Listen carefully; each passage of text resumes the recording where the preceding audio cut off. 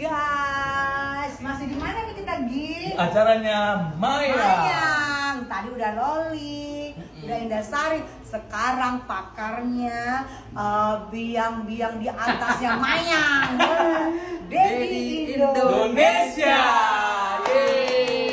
Rata dikit kamera, rata dikit. Nah, Dedi ini gila ya. Sekarang nih dia di Lalang Buana, ini udah bukan Dedi Indonesia lagi. Bukan, go Dedi internasional. internasional.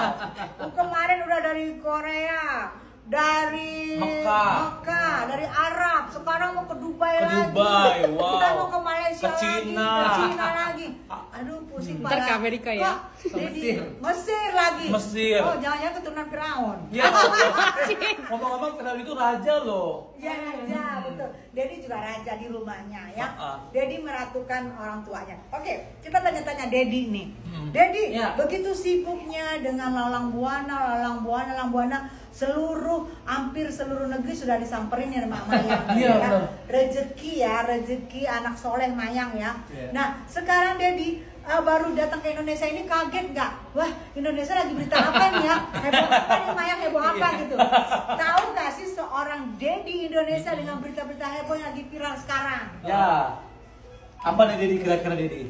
Iya, jadi walaupun Dedi sama Mayang ya beberapa bulan terakhir ini banyak di luar negeri, tapi masih update berita-berita yang ada di Indonesia gitu. Ya tentunya kayak tentang anaknya Nikmir, Loli, itu aja sih yang selalu Dedi update. Karena relate kan dengan Dedi kan, antara seorang ibu dan anaknya, seorang single parent yang merawat mendidik anaknya, anak putrinya. Sementara kalau Dedi juga single parent, seorang ayah yang merawat mendidik putri Dedi gitu. Jadi sebenarnya relate sama Dedi gitu. Dedi sebenarnya pengen gitu banyak sharing gitu tentang kepergian Lori dari rumah, terus sampai akhirnya sekarang juga sampai huru-hara ya, sampai Fadel tuh masuk penjara. Itu sebenarnya kasusnya hampir sama gitu ya, sama almarhum Vanessa gitu. Jadi ya alhamdulillah, kalau dibilang tadi Lalang Buana sebenarnya liburan juga sembari bekerja juga gitu ya. Alhamdulillah rezeki dibuka sama Allah. Alhamdulillah berkah anak soleh, anak piatu yang selama ini katanya dihina, dihujat, dibully, ya difitnah gitu. Tapi Mayang punya jurus diam. Tapi diamnya Mayang itu bukan diam hanya diam terpaku diam aja, tapi diam sambil bekerja, diam ingin membalas dendam dengan cara yang elegan gitu kepada netizen, ya kan? Jadi membalasnya dengan hal positif. Positif. Menunjukkan karya.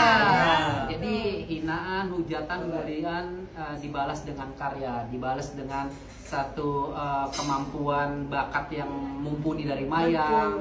Dan sekarang juga Mayang banyak dikelilingi orang-orang baik. Ya. Jadi ya 4 bulan terakhir ini alhamdulillah nih Bunda ya, mulai dari kemarin Mayang ke sama Dedi ya, selalu kan Mayang selalu sama Dedi, kita ke Mekah ya, sekalian konser, konser di Malaysia, di embassy di Jeddah ya. Konser di embassy Jeddah ya, Jeddah menghibur warga negara Indonesia yang ada di Jeddah. Nama acaranya itu pasar malam rakyat Jeddah yang hadir itu kurang lebih 5.000.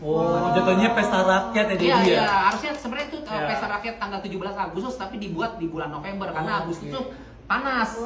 Jadi dibuatnya November, jadi hawanya dingin gitu. Jadi di hold dulu. Ya, di hold.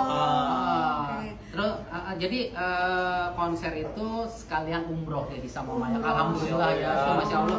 Cita-cita Dedi ya. Sekalian kerja, sekalian ibadah umroh. Oh ya, terus tadi saya tergelitik nih dengan seorang Dedi Indonesia dengan Nikita Mirzani. Ada relate nih, karena Dedi juga mempunyai anak perempuan. Dedi juga single parent ya. Dan seperti kata Dedi ya, membesarkan anak perempuan itu nggak gampang ya.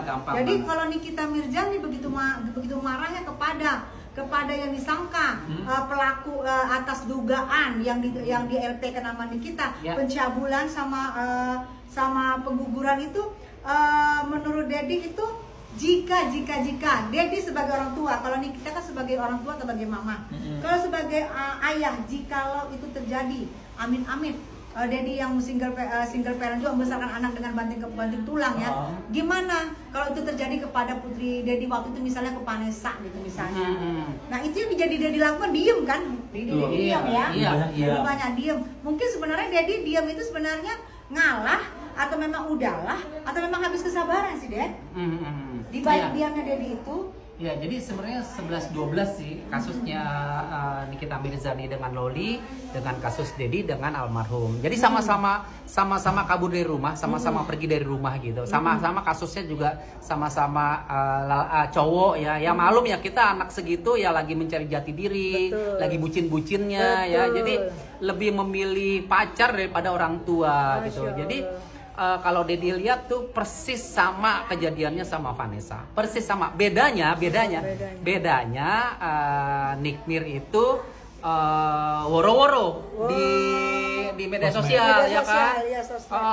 Artinya dia woro-woronya membela ya, membela sebagai seorang ibu, membela anaknya yang kabur, yang pergi dari rumah gitu ya. Kalau Dedi diam. Dedi nggak pernah tuh, sampai mungkin orang nggak tahu kalau Vanessa tuh pergi dari rumah gitu ya, karena Dedi diam. Dedi nggak speak up di media sosial. Dedi diam. Kalau bedanya Nikita Mirzani kan speak up kan. Wah, pokoknya dia berjuang lah untuk anaknya. Sebenarnya Dedi juga berjuangnya dalam diam.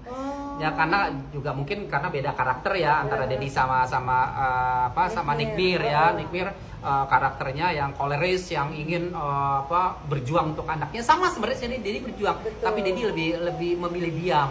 Dedi nggak mau huru-hara di media sosial gitu. Tapi kalau menurut Dedi sih sebenarnya apa yang diperjuangkan sama Nikmir itu memang benar. Memang itulah seorang ibu harus memperjuangkan anaknya. Dedi juga dulu sebenarnya berjuang, tapi karena sudah lelah ya, sudah habis waktu, tenaga, pikiran dicurahkan ke Vanessa pada saat itu. Akhirnya anaknya juga nggak mau pulang. Akhirnya ya terjadilah rentetan kasus-kasus yang akhirnya membawa ke jalur hukum juga, sama Loli juga kan, ke jalur hukum gitu. Jadi sama-sama. Tapi kalau Loli ini kelihatan cowoknya, kalau Vanessa ini lakinya nggak terblow up karena memang Dedi nggak speak up gitu. Itu aja sih bedanya. Sama-sama pergi nih, sama-sama pergi kabur dari rumah gara-gara laki-laki nih. Nah, cuman bedanya Nikita menjadi speak up, Dedi enggak.